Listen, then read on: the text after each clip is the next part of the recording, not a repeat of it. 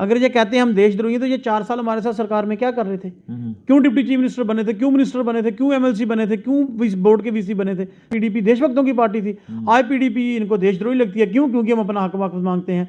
तो अगर ये देशद्रोह की बात करते हैं, जो देश हित में बात करते हैं, जिन लोगों ने 370 दिया था वो देशद्रोही थे। जिस कॉन्स्टिट्यूशन ने हमें 370, जिस कॉन्स्टिट्यूशन के तहत ऐसा भी कहा जा रहा है कि वो टेम्परेरी दिया गया था ताकि जम्मू कश्मीर का विलय हो सके, अच्छे से हो सके, ताकि जम्मू के लोग जो हैं वो, आप देखिए किसी पॉलिटिकल पार्टी के दफ्तर में तिरंगा नहीं होगा, हमारे तो लगा है यहाँ। हम ये कहते हैं भारतीय जनता पार्टी बताए उसके अपने हेडक्वार्टर में तिरंगा है। ये लोगों को बेवकूफ़ बनाते हैं। मैडम महबूबा जी अगर नेशनलिस्ट नहीं थी, अगर वो देशद्रोही थी, तो बीजेपी अपने आप को नेशनलिस्ट कहती है ना, तो वो क्यों 4 साल उनके साथ सरकार में रही? तो ये कोई तिरंगा इनकी जर खरीद नहीं है। तिरंगा मेरा भी उतना अभिमान है, मेरा भी वो मान है, proud, I am proud to be Indian, और तिरंगा मेरी शान है। मैं जाने से क्यों लगाते रहे? उसी दिन कहना चाहिए था आप झंडा पहले उतारो तब हम आपके साथ आए थे। सरकार बनाने के लिए आप आगे, आज आप हमें देशभक्ति का पाठ पढ़ाते हो। तो देशभक्ति के लिए हमारी पार्टी के लीडरों ने कश्मीर में गोलियां खाई हैं। मुझे बताइए आतंकवाद खत्म हो गया? कितनी सिविलियन किलिंग बढ़ गई है? ये परसों एक अटैक हुआ जिसमें हमारे 3 जवान शहीद हो गए हैं।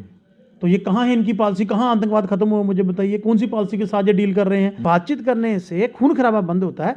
तो खून खराबा बंद करने के लिए बातचीत करना तो पड़ोसी मुल्क है। बातचीत तो बहुत बार हुई है पाकिस्तान, पहली बार तो बातचीत हुई नहीं है। बातचीत हो तो गई है, 2 जंगें हुई हैं, 2 जंगें हुई हैं। बातचीत करने से अगर मसला हल होता है तो फिर इतने सालों से क्यों नहीं हो पाया? मैं कहती होंगे जब जंग लगती है तो आप देखिए ना उनकी क्या हालत होती है। तो आपने कहा जी कितनी बातचीत करने का माहौल भी तो होना चाहिए। पहले माहौल तैयार करना पड़ेगा, दोनों सरकारों को करना पड़ेगा। किसी एक ने नहीं करना, दोनों सरकारों ने करना। उसने भी करना है, इन्होंने भी करना है। हम ये कहते हैं कि बातचीत से, ये वही कश्मीर है जब 2002 में मिलिटेंसी के बीच चुनाव हुए थे तो मुफ्ती साहब चीफ मिनिस्टर बने थे। चीफ मिनिस्टर बनने के 1 साल के बाद यहाँ बाई इलेक्शन हुआ था। इसके लिए सांस लेना जरूरी है, इतना ही जरूरी है जम्मू कश्मीर में चुनाव, बिल्कुल, और लोगों की चुनी हुई सरकार। जब से देश के प्रधानमंत्री नरेंद्र मोदी जी ने ये ऐलान किया है कि जम्मू कश्मीर में जल्द विधानसभा के चुनाव करवाए जाएंगे, उसके बाद जम्मू कश्मीर में सियासी हलचलें काफ़ी ज़्यादा तेज हो चुकी हैं। भाजपा ने ये दावा किया है कि 50 से ज़्यादा सीटें लेकर भाजपा जम्मू कश्मीर में अपनी सरकार बनाएगी, और वहीं पर नेशनल कॉन्फ्रेंस ने भी ये कहा है कि जम्मू कश्मीर में अगली सरकार नेशनल कॉन्फ्रेंस की होगी। लेकिन पीडीपी की बात करें तो पीडीपी ने अभी तक कोई भी ऐसा दावा पेश नहीं किया है। इस पर बातचीत करने के लिए मेरे साथ पीडीपी के स्पोक पर्सन मेरे साथ यहाँ पर मौजूद हैं। उनसे तमाम जम्मू कश्मीर के मुद्दों को लेकर यहाँ पर चर्चा करेंगे। सर, आपका बहुत बहुत स्वागत है। थैंक यू, शुक्रिया जी। सर, आपने भी ये सुना होगा कि भाजपा ये दावा कर चुकी है कि 50 से ज़्यादा सीटें जीत कर भाजपा अपनी सरकार बनाएगी। नेशनल कॉन्फ्रेंस ने यह दावा किया है, लेकिन पीडीपी की अगर बात की जाए तो पीडीपी ने अभी तक ऐसा कोई वादा नहीं किया। क्या लगता है कि पीडीपी की सरकार नहीं आएगी क्या? देखिए, ऐसे है कि हर पार्टी को अपनी बात कहने का हक है, हर लीडर अपनी बात कहता है, तो पीडीपी करके दिखाती है। आप देख लीजिए कि 2002 में पीडीपी 99 में पीडीपी बनी और 2002 की इलेक्शन में हमें 16 सीटें मिली, तो हमने सरकार बनाई, कोलिशन में बनाई, मुफ्ती साहब चीफ मिनिस्टर बने। तो उसी तरह 2014 में जब हमें 28 सीटें मिली तो हमने दोबारा सरकार बनाई। हमारे लिए सरकार बनाना या ना बनाना को वो बड़ी बात नहीं है। हमारे लिए सबसे मेन एजेंडा है जम्मू कश्मीर के लोगों की जो आज हालात है उसके ऊपर है। आज जम्मू कश्मीर को एक दलदल में धकेला गया और उसके लिए भारतीय जनता पार्टी जिम्मेवार है, सीधे तौर पे जिम्मेवार है। उन लोगों ने ये फैसले करके जम्मू कश्मीर को यहाँ तक पहुँचाया है। तो हम ये कहते हैं सरकारें अब आती हैं जाती रहेंगी, सरकारें बनती हैं आती हैं चली जाती हैं, लेकिन जम्मू कश्मीर के साथ जो अन्याय, जो जम्मू कश्मीर की दुर्दशा, सबसे पहले कि जम्मू कश्मीर जो महाराजा साहब की रियासत थी उसको 2 हिस्सों में बांटा गया, ये गैर कानूनी काम किया गया। जो हमारा स्पेशल स्टेटस था, जो हमें with in the constitution of India मिला था, हमें कहीं बाहर से नहीं मिला था, वो हमसे छीना गया और चोर दरवाजे से छीना गया। और जम्मू कश्मीर की तमाम मेन स्ट्रीम पॉलिटिकल पार्टी के लीडरों को जेल में डाल के, किसी के PSA लगाया, किसी का हाउस टेस्ट करके। तो हमारे लिए सबसे जरूरी है कि जो 5 अगस्त 2019 को हमारे साथ धोखाधड़ी की गई है उसकी बहाली। हम चाहते हैं कि धारा 370 और 35 ए जो हमें इंडियन कॉन्स्टिट्यूशन ने हमें दी थी वो हमें बहाल होनी चाहिए। अब ये मसला सुप्रीम कोर्ट में है तो हम उसकी बहाली चाहते हैं, इसलिए हमारा एजेंडा ये है। बाकी सरकार लोगों ने बनानी है। आपको ये कहना है कि 370 वापस आने चाहिए जम्मू कश्मीर में? बिल्कुल, लेकिन भाजपा तो कहती है जो भी 370 की वापसी की मांग करता है उससे बड़ा देशद्रोही कोई नहीं है जो 370 की वापसी की मांग करता है। अब भारतीय जनता पार्टी देश नहीं है, ना भारतीय जनता पार्टी से किसी ने सर्टिफिकेट लेना है। ये क्या किसी को नेशनलिज्म की बात सिखाएंगे? मुझे आप बताइए, अगर ये कहते हैं हम देशद्रोही तो ये 4 साल हमारे साथ सरकार में क्या कर रहे थे? क्यों डिप्टी चीफ मिनिस्टर बने थे? क्यों मिनिस्टर बने थे? क्यों एमएलसी बने थे? क्यों बोर्ड के वीसी बने थे? 4 साल इनको ठीक था, मतलब अपने कामकाज ये करवा रहे थे, अपनी सरकारी सुख भोग रहे थे, सरकार की गाड़ियां इस्तेमाल कर रहे थे। तब पीडीपी देशभक्तों की पार्टी थी। आज पीडीपी इनको देशद्रोही लगती है। क्यों? क्योंकि हम अपना हक वापस मांगते हैं। तो अगर ये देशद्रोह की बात करते हैं, जो देश हित में बात करते हैं, जिन लोगों ने 370 दिया था वो देशद्रोही थे। जिस कॉन्स्टिट्यूशन ने हमें 370, जिस कॉन्स्टिट्यूशन के तहत ऐसा भी कहा जा रहा है कि वो टेम्परेरी दिया गया था ताकि जम्मू कश्मीर का विलय हो सके, अच्छे से हो सके, ताकि जम्मू के लोग जो हैं वो बाहर हिंदुस्तान के साथ ये चल सके। ये टेम्परेरी था, उसे तोड़ दिया गया। चलो जी, इन्हीं की बात मान लेते हैं, ये टेम्परेरी था। तो ये कहाँ लिखा था कि जम्मू कश्मीर को यूटी बना दो, जम्मू कश्मीर का 2 हिस्से कर दो? ये इनको किसने हक दे दिया था? अब मुझे एक बात बताइए, मैंने अपनी जिंदगी में लोगों को एजिटेशन करते सुना है कि हमें यूटी से स्टेट बनाओ, बिल्कुल हमें स्पेशल स्टेटस हो। आज बिहार का चीफ मिनिस्टर स्पेशल स्टेटस मांग रहा है बिहार के लिए। आज पंजाब का चीफ मिनिस्टर स्पेशल स्टेटस मांग रहा है। आज मध्य प्रदेश का चीफ मिनिस्टर जो कि शिवराज सिंह चौहान है और बीजेपी के चीफ मिनिस्टर हैं, वो कह रहे हैं मैं असेंबली में कानून लाने जा रहा हूं कि मैं अपने मध्य प्रदेश की जो नौकरी है वो मध्य प्रदेश के बॉर्न सिटीजन के लिए रिजर्व करूंगा। तो फिर वो देशद्रोही नहीं है? अगर वो ये बात वो मांगते हैं कि हमें दो, हमारे पास एक स्पेशल स्टेटस था जो महाराजा हरि सिंह ने हमें इंडियन कॉन्स्टिट्यूशन से लेके दिया था, जब उनका अकार्ड हुआ था, तो वो हमसे छीन लिया गया। आज वो लोग मांग रहे हैं तो वो देश हित में मांग रहे हैं। हम अगर वो बात करते हैं कि वो देशद्रोही की बात है तो हमने सर्टिफिकेट नहीं लेना है, ना मोदी साहब से, ना अमित शाह साहब से, ना भारतीय जनता पार्टी के किसी लीडर से। ये क्या बात करेंगे नेशनलिज्म की या तिरंगे की? इन्होंने नागपुर में 30-35 साल अपने संघ के हेडक्वार्टर में तिरंगा नहीं लहराया कभी। ये तिरंगे की बात क्या करेंगे? इनको देश आजाद कराने के लिए उन्होंने किया क्या? सो ये एक लंबी बहस है, मैं इस पे नहीं जाना चाहता। बाकी इनसे हमने सर्टिफिकेट नहीं लेना, हम नेशनलिस्ट थे, हैं और रहेंगे, इसमें कोई बात नहीं। लेकिन जो हमें कॉन्स्टिट्यूशन ऑफ इंडिया ने हक हकूक दिए थे, उसकी पार्टी हमारी सुप्रीम कोर्ट में भी लड़ रही है, हम वहाँ भी कानूनी तौर पर लड़ेंगे। तो वो हमारा कोर एजेंडा, हम उसकी बहाली वापस चाहते हैं। नहीं, आपने कहा कि हमें किसी के सर्टिफिकेट की ज़रूरत नहीं, लेकिन आप ही की पार्टी के अध्यक्ष महबूबा मुफ्ती ने काफ़ी बार देश विरोधी बयान दिया, तिरंगे के खिलाफ बयान दिए हैं। तो फिर इससे बड़ा देशद्रोह क्या होगा? जो तिरंगे की इज्जत नहीं करता तो उससे बड़ा देशद्रोह क्या होगा? मुझे आप एक बात बताइए, जब madam Mehbooba Mufti chief minister बनी थी, या एमपी बने थे, या एमएलए बने थे, उन्होंने किस आइन की कसम उठाई थी? वो देश का आइन नहीं था जिसकी उन्होंने कसम ली थी। जब वो चीफ मिनिस्टर थे तो किस आइन के तहत काम करते थे? ये एक प्रोपेगेंडा है। हमने कब तिरंगे के खिलाफ बात की है? आप देखिए, किसी पॉलिटिकल पार्टी के दफ्तर में तिरंगा नहीं होगा, हमारे तो लगा है यहाँ। हम ये कहते हैं भारतीय जनता पार्टी बताए उसके अपने हेडक्वार्टर में तिरंगा है? ये लोगों को बेवकूफ़ बनाते हैं। मैडम महबूबा जी अगर नेशनलिस्ट नहीं थी, अगर वो देशद्रोही थी, तो बीजेपी अपने आप को नेशनलिस्ट कहती है ना, तो वो क्यों 4 साल उनके साथ सरकार में रही? समर्थन लिया था ना वापस बाद में 3.5 साल चलाने के बाद। देखो, हम तो अपने पूरे एजेंडे पे थे। हम तो तब भी कहते थे कि पाकिस्तान से बात करनी है, आज भी कहते हैं। हम जो कश्मीर में कहते हैं वो जम्मू में कहते हैं, वही प्राइम मिनिस्टर की मीटिंग में कहते हैं। तो भारतीय जनता पार्टी की क्या मजबूरी बन गई थी कि हमारे साथ अलायंस करने की? मैं ये आपके माध्यम से पूछना चाहता हूं कि तब हम देशभक्त थे कि आज हम देशद्रोही हो गए? ऐसी बात नहीं है। आज भारतीय जनता पार्टी एक ऐसे इशू के ऊपर लोगों को वर्गला रही है। क्यों? क्योंकि देश में आज देश खोखला हो चुका है। आज जम्मू कश्मीर की अगर मैं बात करूं, मुझे बताइए जम्मू को मिला क्या है? जम्मू कश्मीर में 22% जो है अनएम्प्लॉयमेंट दर हो चुकी है। 100 में से 22 लोग मतलब कोई काम नहीं करते हैं, अनएम्प्लॉयड है, बेरोजगार हैं। वो कहाँ जाएंगे? भारतीय जनता पार्टी की पॉलिसी उसके लिए जिम्मेवार है। आज जम्मू में डेवलपमेंट के नाम पे मुझे बताइए कुछ हो रहा है? आज जम्मू में जो बात, आज महंगाई कहाँ है? आज सिलेंडर का रेट क्या है? आज डीजल का रेट क्या है? पेट्रोल का रेट क्या है? आज आम आदमी का घर का बजट नहीं चल रहा, घर की रसोई चलना मुश्किल है। उन सब से ध्यान भटकाने के लिए ये दूसरों लोगों के ऊपर ये करते हैं, गलत मतलब इल्जाम लगाते हैं। मैं ये कहना चाहता हूँ कि भारतीय जनता पार्टी देश वही है, देश को कोई खतरा नहीं है, ना किसी धर्म को कोई खतरा है। खतरा भारतीय जनता पार्टी को है, उसकी जाती हुई कुर्सी को है। लोग उसके खिलाफ हो चुके हैं। जिन किसानों को जो पाकिस्तानी कहते थे, नक्सलिस्ट कहते थे, कामरेड कहते थे, आज उन्हीं किसानों की बात उसने क्यों मानी? कुछ किसानों को जो खालिस्तानी कहते थे, आज क्यों मानी उनकी बात इन्होंने? मुझे बताइए, अगर वो देशद्रोही थे तो ये तो देशभक्त थे ना, आज उनकी बात क्यों मानी है? क्योंकि वो एक एजेंडे पे थे। इसी तरह हम एजेंडे पे हैं। हम ये कहते हैं कि हमें विद इन द कॉन्स्टिट्यूशन जो गारंटी मिली थी उसकी वापसी चाहते हैं। तो बाकी भारतीय जनता पार्टी के लोग देश के साथ कितना प्यार करते हैं और कितना नहीं, वो आपने देखा होगा। इनकी एक रैली में वो तिरंगा, अपना एक आदमी था इनका, एक वर्कर, वो तिरंगे से बूट साफ कर रहा था। इन्होंने उसके ऊपर कोई कार्रवाई की है? तो ये कोई तिरंगा इनकी जर खरीद नहीं है। तिरंगा मेरा भी उतना अभिमान है, मेरा भी वो मान है, proud I am proud to be Indian, और तिरंगा मेरी शान है, मैं बिल्कुल कहता हूँ। तिरंगे को लेके भी महबूब मुफ्ती ने वो भी अपने बयान सुना होगा, एक मिनट मेरी बात पूरी होने दीजिए, आपने भी वो बयान सुना होगा महबूब मुफ्ती का। उन्होंने अपने बयान में कहा था कि अगर 370 का किसी ने भी छेड़छाड़ की तो तिरंगे को कंधा देने वाला कोई नहीं बचेगा। आपने बयान सुना होगा, आप समर्थन करते हैं इस बयान का? देखिए मेरी बात सुनिए, हमने कहा क्या है, आपने एक लाइन सुनी, हमने पूरा बयान नहीं सुना है। हम ये कहते हैं, हमारा आज भी वो स्टैंड है, हम कहते हैं हम तिरंगा हमारा झंडा हमने उठाना है, लेकिन जम्मू कश्मीर का भी एक झंडा था जिसको लेकर डॉक्टर फारूक साहब भी पिछले दिनों पार्लियामेंट में गए थे। हमने ये बात कही है कि हमें जो कॉन्स्टिट्यूशन गारंटी, आपने कभी आपने ये देखा है कि किसी भी देश में 2 झंडे हों? बिल्कुल देखा है। मैं आपको बता देता हूँ, नॉर्थ ईस्ट में इनकी सरकार है, बीजेपी का वहाँ चीफ मिनिस्टर, वहाँ 2 झंडे हैं। नॉर्थ ईस्ट में इनकी सरकार है, बीजेपी का वहाँ चीफ मिनिस्टर, आप मेरे साथ चलिए, वहाँ वो दो झंडे हैं। आप मुझे बताइए, आप कहते हैं ना देखा, आप अपनी इंफॉर्मेशन गेन कीजिए, आप अभी भी सर्च मार के देख लीजिए। लगता है कि एक देश के 2 झंडे होने चाहिए, आप इसका समर्थन करते हैं होंगे? आप समर्थन करते हैं कि एक देश के 2 झंडे होने चाहिए? मैं दूसरे देशों की बात कर रहा हूँ। सुनिए, मैं समर्थन करता हूँ कि एक देश में एक ही कानून होता है। बिल्कुल। हिमाचल में हम लोग क्यों नहीं जाके 5 मरले जमीन खरीद सकते? वहां पाबंदी क्यों है? वहां बीजेपी की गवर्नमेंट है, दे दे आप जम्मू कश्मीर के लोगों को हक दे दो कि जाओ भी आप वहां भी 5 मरले जमीन खरीदो। तब मैं कहूंगा कि नहीं, ये भारतीय जनता पार्टी वाकई में देश हित की बात करती है। इनको सिर्फ जम्मू कश्मीर ही को बुरा लगता था। आप मुझे बताइए, अगर मैं हिमाचल में जमीन नहीं खरीद सकता तो क्या हिमाचल जो हिंदुस्तान का पार्ट नहीं है?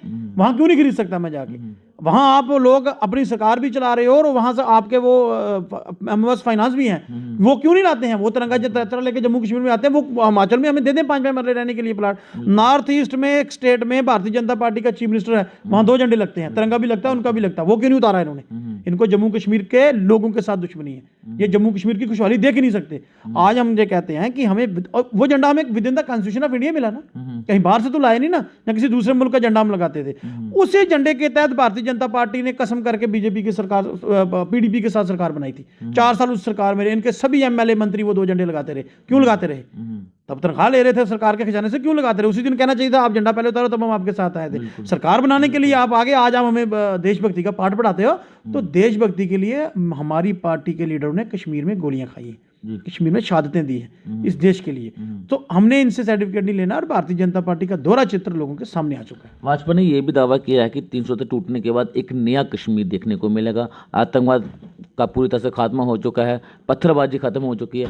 आपका क्या कहना है कि पत्थरबाजी तो खत्म हुई, अब तो एक भी घटना ऐसी देखने को नहीं मिली? आपने कहा जी 370 टूटने के बाद आतंकवाद खत्म हो गया, मैंने नहीं कहा, ये भाजपा की बात कर रहे हैं। तो मुझे बताइए, आतंकवाद खत्म हो गया? कितनी सिविलियन किलिंग बढ़ गई है? ये परसों एक अटैक हुआ जिसमें हमारे 3 जवान शहीद हो गए हैं। तो ये कहाँ है इनकी पॉलिसी? कहाँ आतंकवाद खत्म हुआ? मुझे बताइए, कौन सी पॉलिसी के साथ ये डील कर रहे हैं? यहाँ टारगेटेड किलिंग हो रही है, कभी एक हेडमास्टर को मार दिया जाता है, कभी एक टीचर को मार दिया जाता है, और घरों से निकाल के ऐसा तो दिन हमने कश्मीर में कभी देखे ही नहीं थे।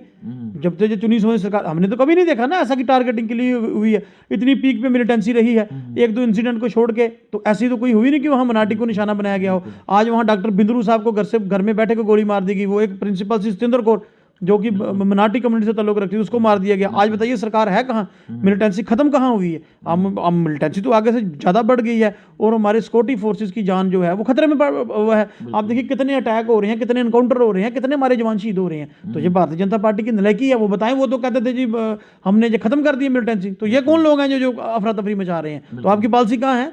तो ये समझना चाहिए कि भारतीय जनता पार्टी कश्मीर मसले में फेलियर हो चुकी है। और हम ये कहते हैं खून खराबा किसी का भी किसी मसले का हल नहीं है।